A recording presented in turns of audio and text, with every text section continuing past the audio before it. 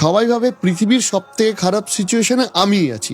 এই ডিফিকাল্ট টাইমেও বা এই পারফেক্ট জিনিসগুলো ভাববে কি করে তারা? ডিফিকাল্ট সিচুয়েশনে ভালো ভাবতে গেলে আগে নিজেকে এভাবে ভাবতে হবে, আমি যে চ্যালেঞ্জে আছি এর থেকেও বড় চ্যালেঞ্জে অনেক মানুষ আছে।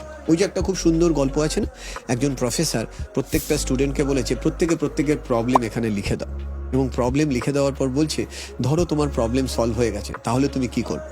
সবাই খুব খুশি। এবার প্রফেসর ওই কন্টেনারটা নিয়ে সবার হাতের সামনে ধরেছে যে যে কাগজটা পাচ্ছে তুলে নাও। তারা কিন্তু জানে না কি কাগজ তুলছে, তারা তো কাগজ দিয়ে দিয়েছে, তারা ভাবছে অন্য কোনো কাগজ তুলবে।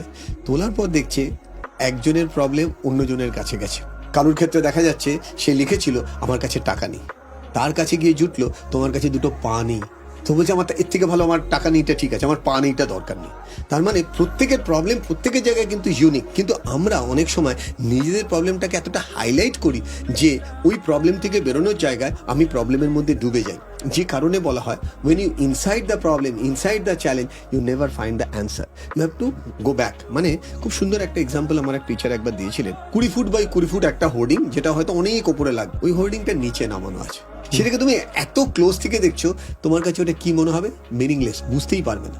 তো ওই ছবিটা বুঝতে গেলে একটু দূর থেকে দেখতে হয়। মানে কোনো প্রবলেমের ভেতরে থেকে ওর মধ্যে সলিউশন খোঁজা যায় না। এই জন্য এটাকে ফর্মুলায় বলা হয় first person view to third person view.